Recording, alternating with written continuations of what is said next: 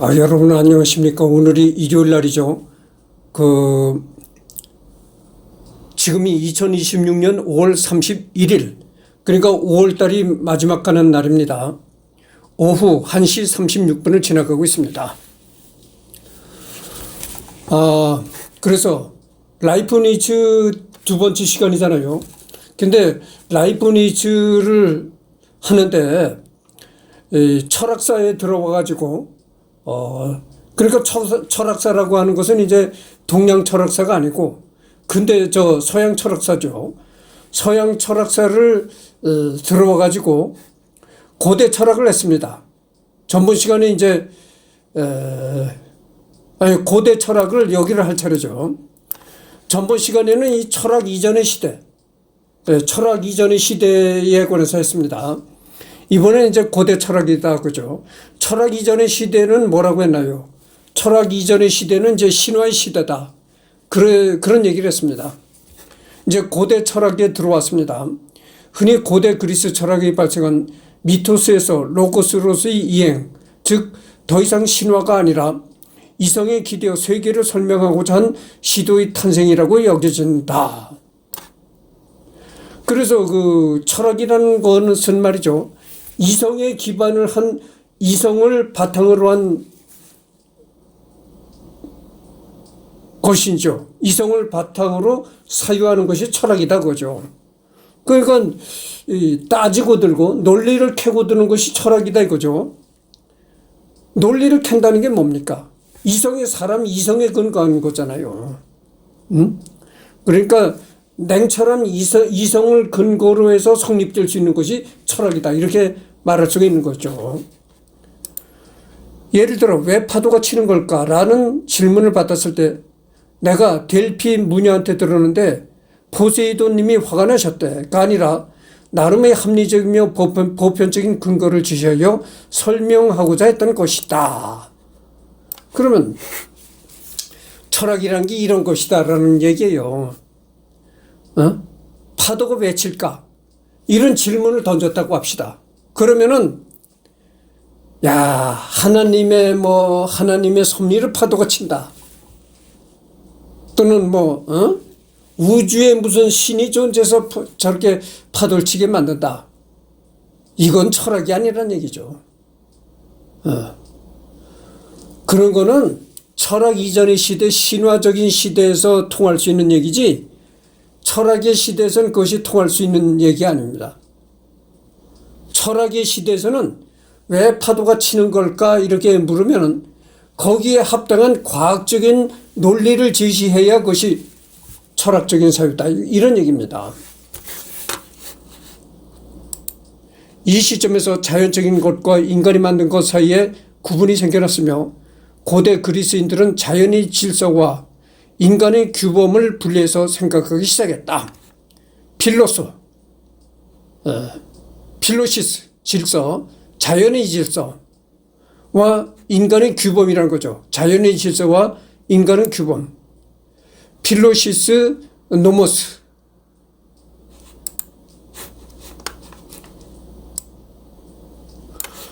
이런 사유를 처음으로 한 것으로 알려진 이들은 에게해 그리스 식민지 폴리스인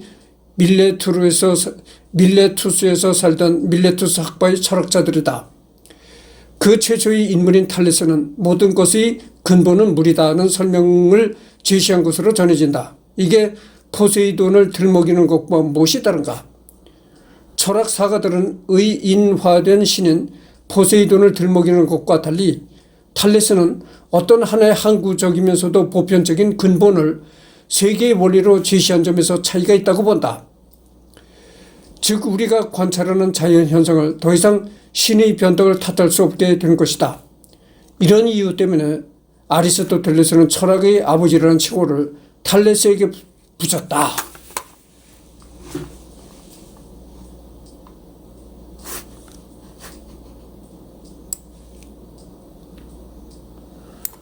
그래서 전번 시간에도 내가 얘기했지만 이 고대 그리스라는 건 참 위대한 사회였어요.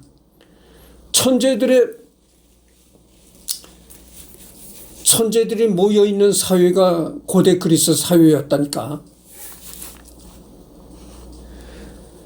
탈레스가 만물의 근원을 즉 규정성을 갖는 구체적 개별자에서 찾았다면 아낙시만드로스는 만물의 근원을 규정되지 않은 것, 다시 말해 무규정자라고 생각했다. 그러나 순수한 무규정자에서 만물의 근원을 찾는 것은 공허한 것으로 구체적인 개별자에 관한 문제와 종합될 필요가 있었으며 이를 이루어낸 것이 이후 플라톤의 이데아론이라고 할 수 있겠다.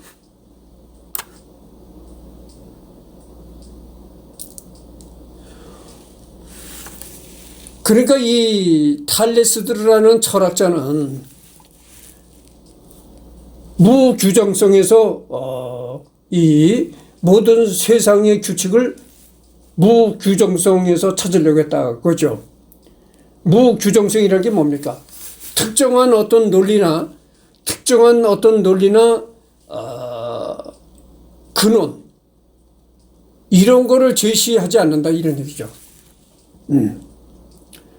그런 그 논리가 무규정자라는 논리라는 거죠.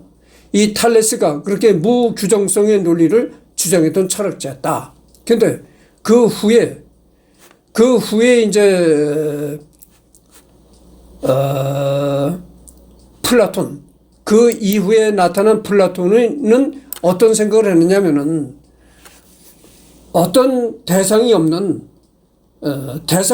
완전히 그런 무규정 상태에서 어떤 만물이 작동되는 것이 아니고 어떤 구체적인 어떤 개별자, 구체적인 어떤 시작자라든지 창조자라든지 이런 구체적인 대상에 의해서 만물이 이제 이루어질 수 있겠다 이런 주장을 했다는 거죠.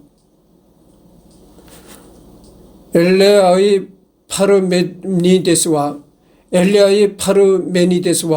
에페소스의 헤라클레이토스가 만물의 근본에 대해 각각 제시했다고 알려진 답은 서로 극명하게 대조되지만 둘 모두 이후 서양 철학의 역사에 막대한 영향을 미쳤다. 파르메니데스는 만물의 근본이 존재이며 곧 만물이 다양한 것으로 이루어지며 또한 변화한다는 것은 그저 겉모습에 불과할 뿐이라는 견해를 펴려겠다. 이와 상반되게 같은 강에 두 번 들어갈 수는 없다는 말로 유명한 헤라클레이토스는 만물은 근본적으로 끊임없이 변화한다. 만물 유전을 주장하였다. 두 입장 모두 언뜻 보기엔 매우 기이해 보이지만 많은 철학사가는 이 두 상반된 사유가 이후 서양 철학 전체를 가로지르는 큰 흐름이 된다고 본다. 헤라클레이토스. 이 헤라클레이토스도 유명한 철학자죠. 근데 그 헤라클레이토스는 말한 게 이런 얘기가 있다고 하는 겁니다. 헤라클레이토스가 뭐라고 얘기를 했냐면 이렇게 얘기를 했다는 거예요. 같은 강에 두 번 들어갈 수가 없다. 같은 물에. 사람이 같은 물에 두 번 들어갈 수가 없다는 얘기입니다. 그 말이 무슨 말일까요? 물이 계속 흘러간다 이거죠. 물이 계속 흘러가니까 같은 물에 두 번 들어갈 수가 없는 거예요. 아무리 같은 장소에 계속 두세 번 들어간다고 그래도 이미 그 물은 전번에 들어갔던 물이 아니다. 그런 얘기죠. 계속 흘러간다. 이게 무슨 얘기일까요? 만물은 계속 변화한다 이런 얘기거든. 만물은 계속 변화한다. 그렇게 만물은 계속 변화한다는 논리가 뭡니까? 동양의 주역사상과도 일치하는 얘기예요. 동양의 주역사상이 그거잖아요. 변화. 바뀔 역자를 주역이라고 할 때, 역경이라고 할 때 그 한문으로 바뀔 역자를 쓰는 겁니다. 모든 만물은 전부 바뀐다는 거예요. 고정된 것이 아니다. 근데 바로 그 고대 그리스의 헤라클레이토스라는 철학자가 이런 동양의 주역 사상과 일치가 되는 그런 얘기를 했다. 이런 얘기죠. 그래서 이게 말이죠. 이 중요한 얘기인데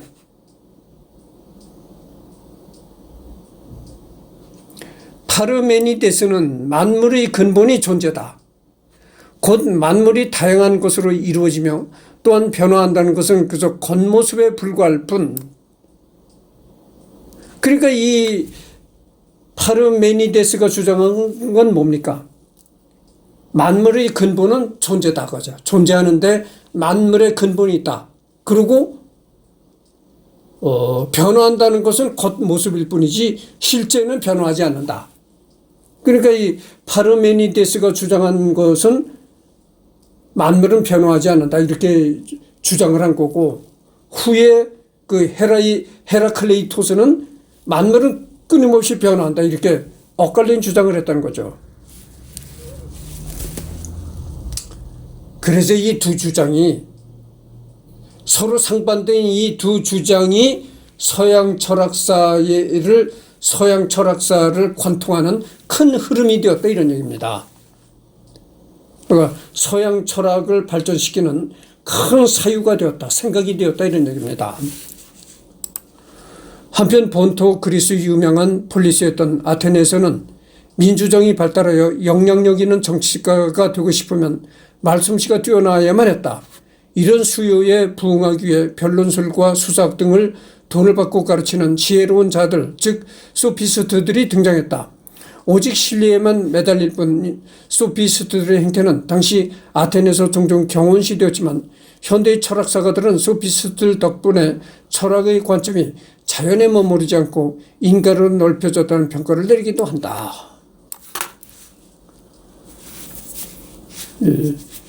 계속 거듭되는 얘기입니다만은 고대 그리스라는 데가 참 이게 천재들의 집합소였고, 천재들이 모이는 고장이 바로 이제 고대 그리스였고, 그리고 또 하나의 유명한 것이 말이죠. 그리스의 아테네에서 일찌감치 민주정의 근원이라고 할 수 있는 오늘날 민주정치의 근원이라고 할 수 있는 민주정의 시초가 고대 그리스 아테네에서 벌어졌다 이런 얘기예요. 이게 참 놀랍지 않습니까? 기원전 시대에 서기도 아니고 기원전 시대에 고대 그리스 아테네에서 민주정이 오늘날 민주정치라고 할 수 있는 그런 정치 행태가 생겨났다는 거예요, 여러분들.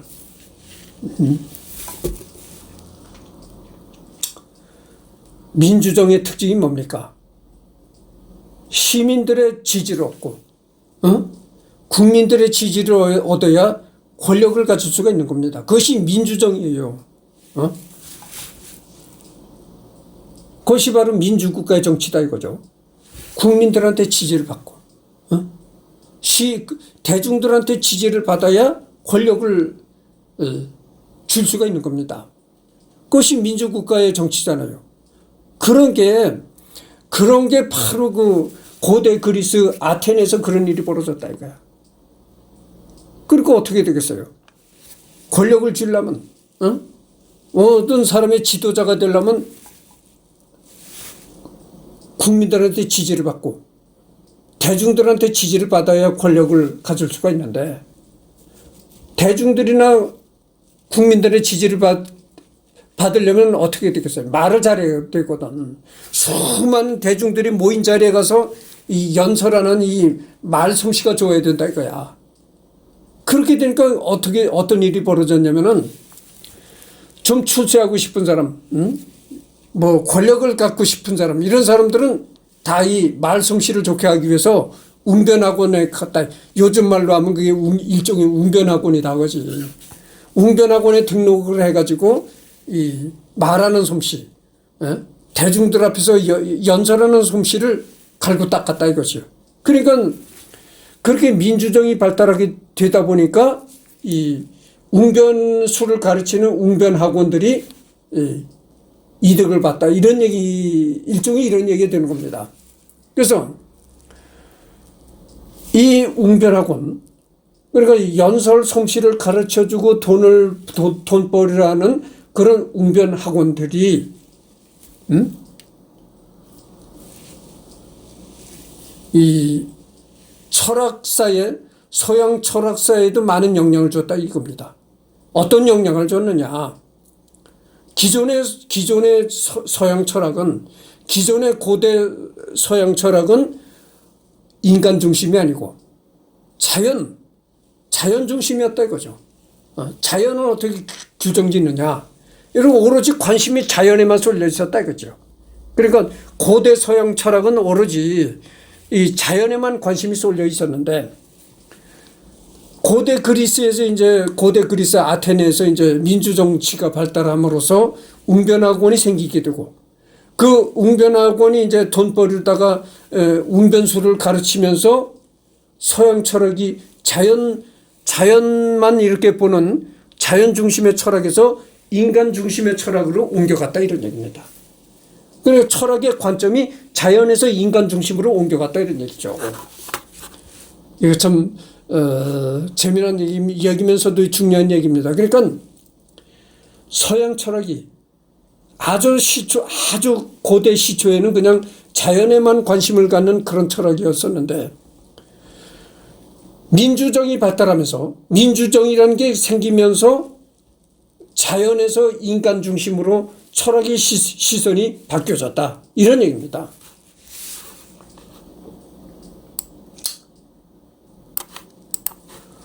이런 소피스트들의 행태에 반기를 들었던 대표적인 인물 중 하나가 바로 소크라테스였다.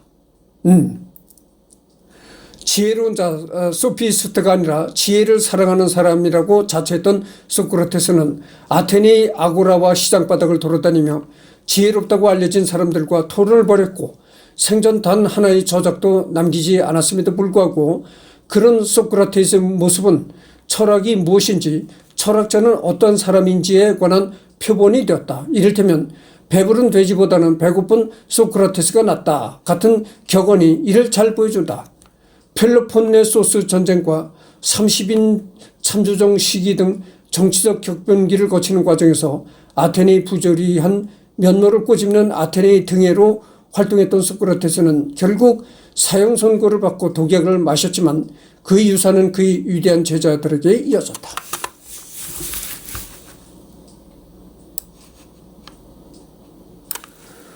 이게 그 소크라테스가 한 말이 유명한 말이잖아요. 배부른 돼지보다는 배고픈 소크라테스가 낫다.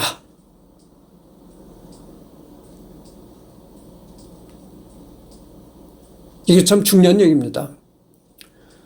돼지는 배만 부르면 그냥 오케이, 만사 오케이야. 그렇잖아요. 꿀꿀꿀꿀하는 돼지는 사료만 많이 줘서 배만 부르면 땡. 잔뜩 배불리 잔뜩 먹고 드러나 잔다 이거죠. 그러면 인간은 배만 부른다고 만족할 수가 있습니까? 인간이 배만 부른다고 만족할 수는 없잖아요. 빵만 가지고 다른 얘기를 바꾸면 이런 얘기가 되는 겁니다. 사람은 빵만 가지고는 살 수 없다. 그럼 뭘 가지고 살죠? 사람이란 존재는, 돼지라는 존재는 배만 부르고 빵만 잔뜩 먹으면 살지만,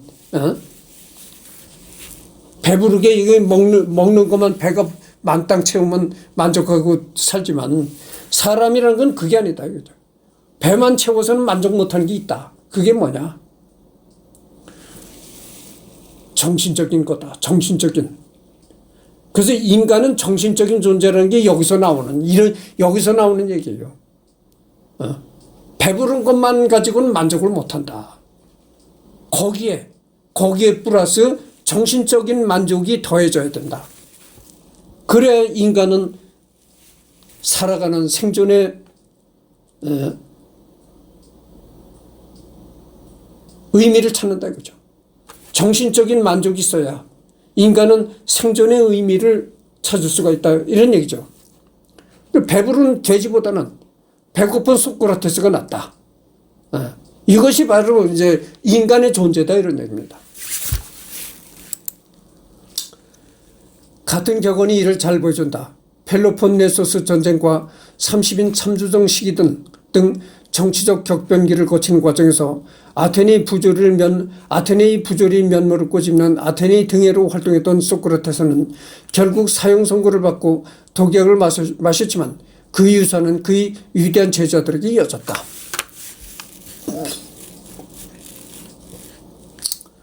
소크라테스는 대화를 통해 상대가 자신의 모순을 깨닫게 하는 변증법을 처음으로 고안했으며 여러분 이 변증법의 역사가 상당히 오래된 겁니다.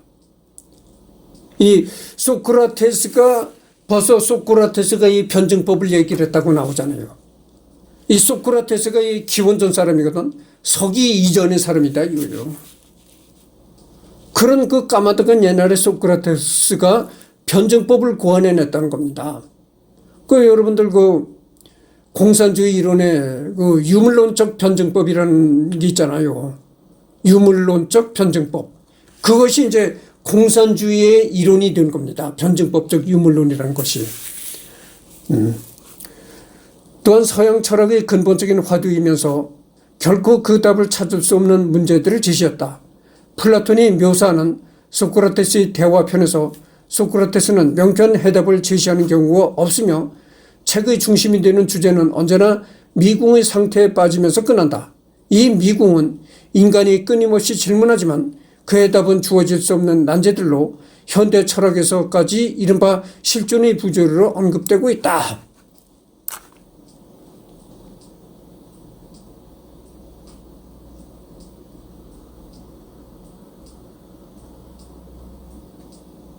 여러분, 이 세상 모든 일이 말이죠.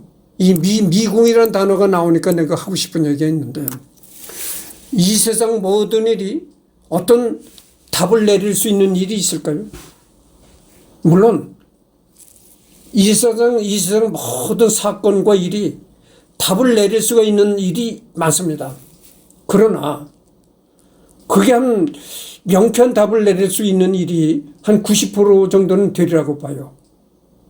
95% 정도는 명쾌한 답을 내릴 수가 있는 그런 일일 거라고 봅니다. 그러나 나머지 5%, 10% 정도는 명쾌한 답을 내릴 수 없는 그런 사건과 일들이 많습니다. 이 세상에. 그것을 이제 한마디로 이제 미궁이란 단어로 얘기하는 거죠. 그래서 이렇게 명쾌한 답을 내릴 수가 없는 것, 미궁적인 것, 이런 것을 이제 철학에서는 실존의 부조리다. 이렇게 이제 얘기를 한다는 거죠. 실존의 부조리.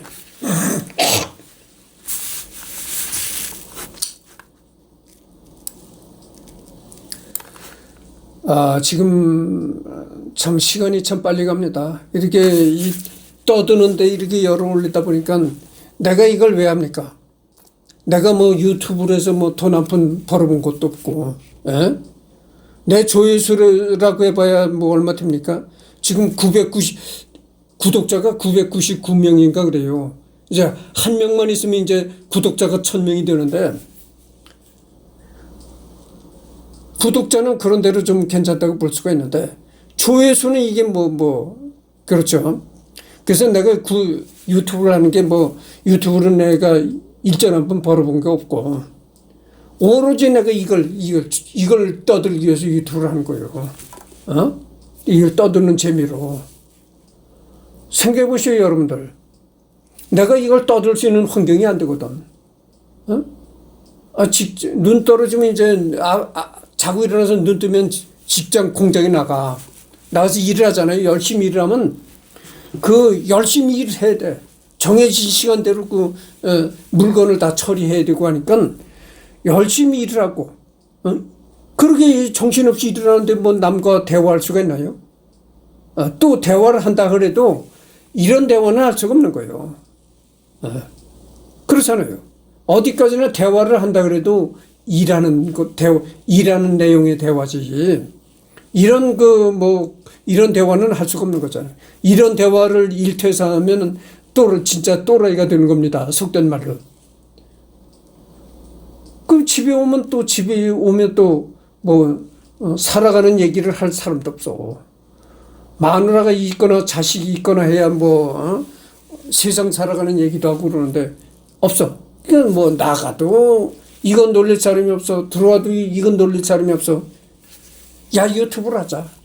유튜브를 해서 내가 이걸 떠들 수 있는 멍석을 딱 깔아놓고 하자. 그래서 이걸 한 거예요. 그래서 이렇게 떠들으니까 좋아요. 내 생활이 그렇게 떠들 수 없는 생활이라고 그랬잖아요. 마음대로 떠들다 보면 이렇게 시간도 또 잘 가. 이 떠드는데 내가 큰 열을 올리고 열변을 토하다 보니까 벌써 25분이 갔네. 재미난 일이에요.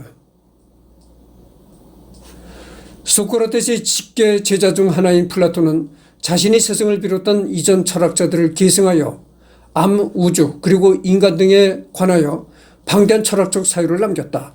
서양 철학은 플라톤에 대한 각주에 불과하다라는 엘프리드 로스 화이트헤드의 어록에서 나타나듯 이런 방대한 사유는 플라톤에 찬성하건 반대하건 이후 서양 철학 기반의 기틀이 되었다.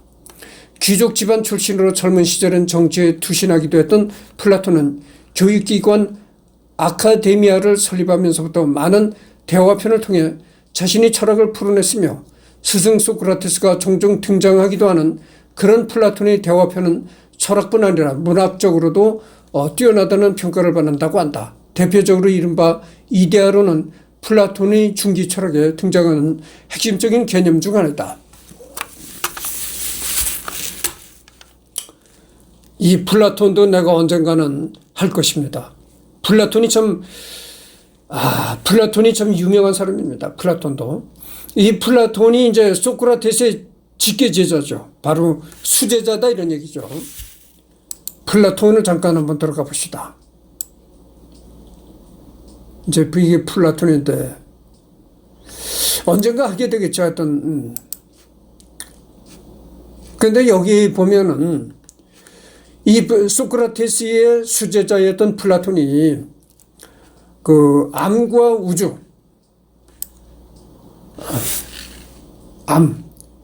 안다는 거, 인지한다는 거, 그리고 우주, 이렇게 폭넓은 인간 사회에 관한 방대한 철학적인 생각을 남겼다 이런 얘기죠. 그래서 이게 여기 보면은 서양 철학은 내가 자꾸 얘기하다 침이 튀어나오는데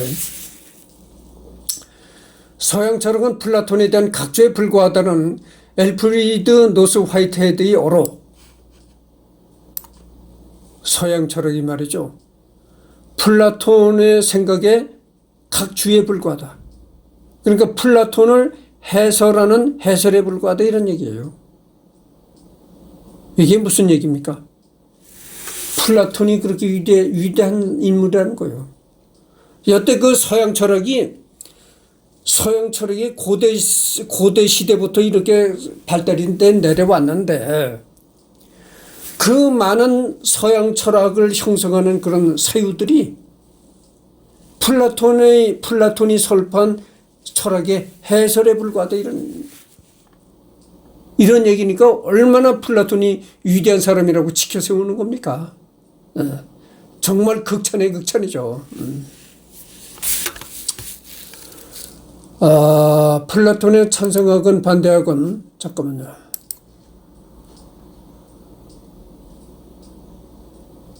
그렇습니다.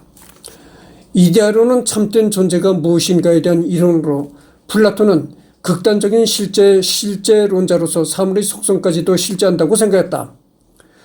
이를테면 개의 이데아나 고양이의 이데아뿐만 아니라 필연성의 이데아나 무거움의 이데아 또한 실제한다고 보았던 것이다. 즉 형이상학의 질문 중 하나인 사물과 속성의 관계는 무엇인가 하는 질문에 대해서 플라톤은 사물이 특정한 이데아에 관여하는 것이 사물의 속성이라고 답한 셈이다.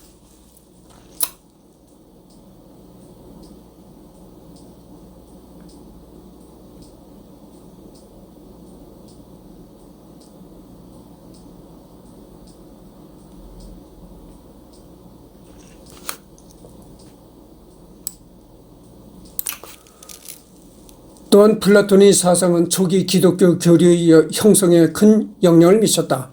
그는 영혼의 불멸이라는 개념을 믿었으며 또한 낭만적이고 초월적인 철학을 설파했다. 중세 철학은 때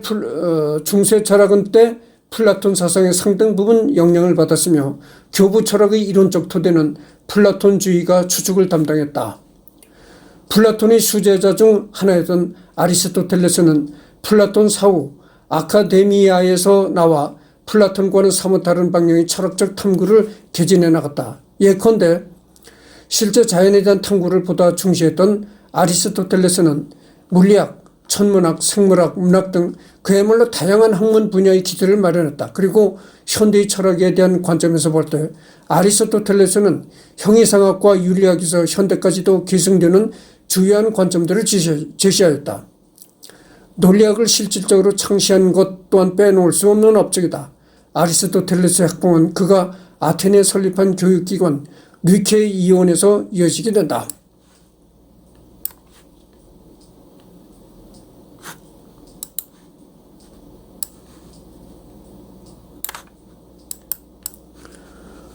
여기 보면 이렇게 나오잖아요. 아리스토텔레스는 그러니까 소크라테스의 제자가 플라톤이고 플라톤의 제자가 또 아리스토텔레스라는 거죠. 그렇게 이제 그 철학의 계보가 이어지는 겁니다. 이 아리스토텔레스가 뭐라고 했냐면은 아리스토텔레스가 연구한 그런 그 논리들이 물리학, 천문학, 생물학, 문학 다양한 학문 분야에 영향을 끼쳤다 이런 얘기죠. 그래서 내가 얘기를 했잖아요. 이 철학이라는 것은 그 모든 학문의 가장 이 밑바탕이 되는 근본적인 정신을 놓는 것이 철학이다. 그런 얘기를 했잖아요. 그래서 뭐 요즘에 흔히 나오는 얘기 이런 얘기가 있습니다. 경제 철학이니 정치 철학이니 그런 얘기 많이 들어보셨잖아요. 경제 철학. 그러면 여러분들 이런 의문점을 가질 것입니다. 아니 경제와 철학이 무슨 상관이 있느냐. 그렇잖아요. 뭐 경영 철학 그런 얘기가 왜 나옵니까? 경제 철학이라는 건 뭡니까? 우리가 어떤 생각으로 경제를 발전시켜야 되느냐.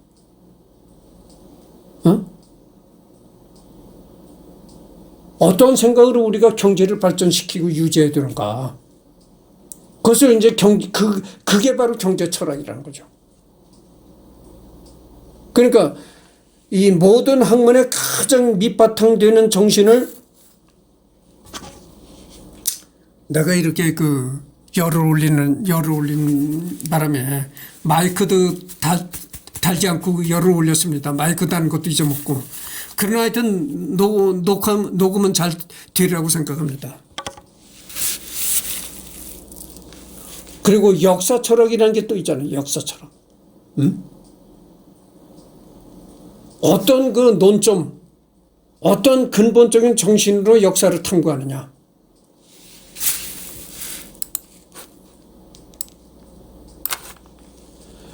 이후 헬레니즘 시대와 및 고대 로마 시대 동안 아카데미아와 닐케이온 등에서 양성된 철학자들을 비롯하여 이전 철학자들의 영향을 계승한 다양한 철학자들 및 철학사조들이 등장하고 번성하였다. 헬레니즘 시대 철학의 특징은 그 이전보다 더욱 개인적인 윤리 형태로 발전했다는 것이며 폴리스의 붕괴와 제국의 성립이라는 역사적 배경이 이에 영향을 끼쳤다. 에피쿠로스로부터 비롯된 에피쿠로스 학파는 절제를 기초로 한 독특한 쾌락주의를 이상적인 삶의 방식으로 제시하여 많은 추종자들을 이끌어냈다. 반면 스토아 학파는 격한 감정에서 자유로워지고 자연에 순응하는 삶의 방식을 권하였고 이러한 스토아적 삶의 방식은 루키우스, 안나이우스, 세네카, 마르쿠스 아우렐리우스 등 로마의 여러 유력자들에게 계승되었다. 스토아 학파는 또한 논리학에도 많은 업적을 남긴 것으로 알려져 있다. 더불어 플로티누스로부터 비롯된 이른바 신플라톤주의 철학자들은 플라톤 철학의 신비주의적인 면모로부터 비롯된 관련론적 세계관을 개진했다.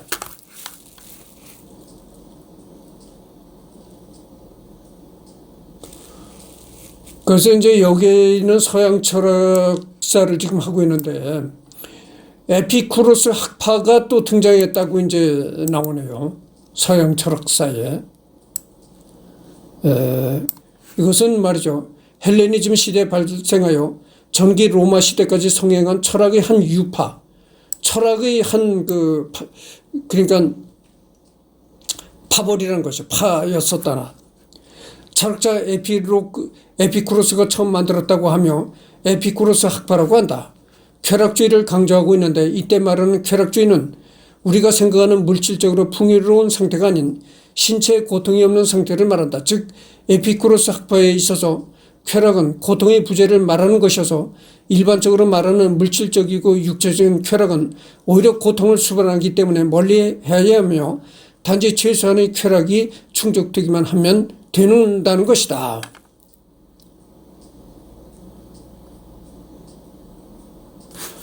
여기서 에피쿠로스는 최소한도로 충족되어야 할 쾌락을 몸의 쾌락과 정신의 쾌락으로 나눈다. 몸에 있어서 최소한의 쾌락이 충족되면 신체는 고통이 없는 상태가 되는데 이를 아포니아라고 부른다.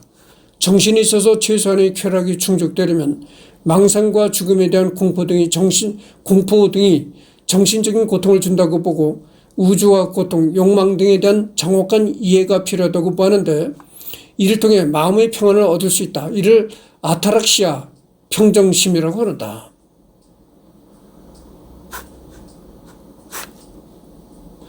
그래서 동양에도 이 평정심이라는 걸 상당히 중요시 여기잖아요. 평정심. 평정심을 잃지 말아야 된다. 이런 상당히 중요한, 그러니까 처세술의 하나로서 중요한 처세술로 되기도 하죠. 그래서 이 동양에서도 이 평정심을 굉장히 중요시 하는데 여러분들 불교에서 얘기를 하는 그게 뭡니까? 불교에서 얘기하는 교리가 뭡니까? 집착하지 말라. 첫째 집착을 버리라고 하잖아요. 집착을 버리고 쓸데없는 욕망을 버려라. 그게 뭡니까? 집착을 버리고 욕망을 버리라는 게 뭡니까? 집착을 버리고 욕망을 버림으로써 평정심을 얻는다 이거죠. 그래서 이 서양 철학을 이렇게 보면은 말이죠. 서양 철학의 생각들이 이 동양의 사상, 동양의 철학과 상당히 일치되는 그런 면도 많아요. 그래서 여러분들 아우렐리우스, 이 사람도 내가 언젠가는 이제 할 것이라고 이제 약속을 드립니다. 근데 아우렐리우스라는 철학자가 쓴 명상록이 있습니다. 그게 상당히 고전 중에 고전으로 읽히고 있어요. 아우렐리우스의 명상록이라는 책이. 초기 기독교는 바로 이런 사상적 지형도 가운데 발전해 나갔다. 바울로가 아테네에서 에피쿠로스 학파 및 스토아 학파와 논쟁하였다는 사도행전의 일화, 그리고 로고스 개념을 통해 예수를 설명하려 한 요한복음서는 그 대표적인 사례다. 특히 영지주의와 교회 학자 간의 대립 과정 등에서 당대의 여러 철학사조가 미친 영향은 중세 철학으로 이어지게 된다. 요한복음서. 여러분들 성경에 요한복음서라는 게 있잖아요.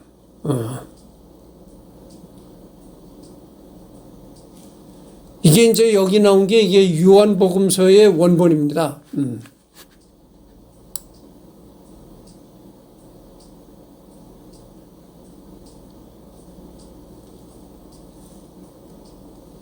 그래서 이제 요한복음서 어디까지나 지금은 요한복음서를 할 시간이 아니잖아요. 지금 여기에 또 신경 쓰다가 딱 맥혔는데 라이프니츠를 하다가 라이프니츠를 하는 시간인데 라이프니츠가 철학자잖아요. 그렇게 하다 보니까 이제 서양 철학의 역사를 하게 되고, 서양 철학의 역사를 하다 보니까 이제 요한복음서까지 나오게 된 겁니다. 그래서 이제 요한복음서를 보면은 뭐 이렇게 여러 가지 얘기가 나옵니다. 로고스의 찬가, 가나의 혼인잔치. 이 로고스의 찬가를 한번 넘어가 봅시다.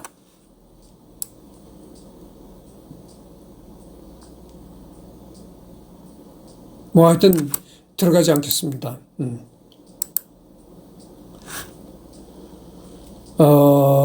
그래서 이렇게 그 서양 철학은 기독교에도 많이 그 영향을 줬다, 이런 얘기입니다.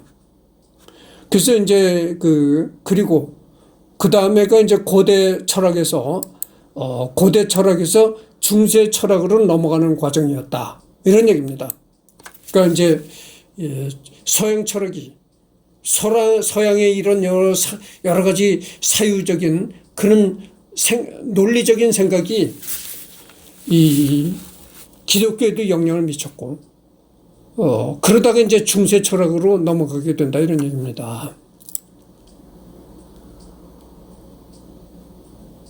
그래서 이제 일요일 날 첫 번째 시간으로 했는데, 오늘이 일요일 날이고 첫 번째 녹화니까 또 두 번째 녹화를 또 해야 되겠죠. 두 번째 녹화는 더 읽어볼 만한 글 여기서부터 하도록 하겠습니다.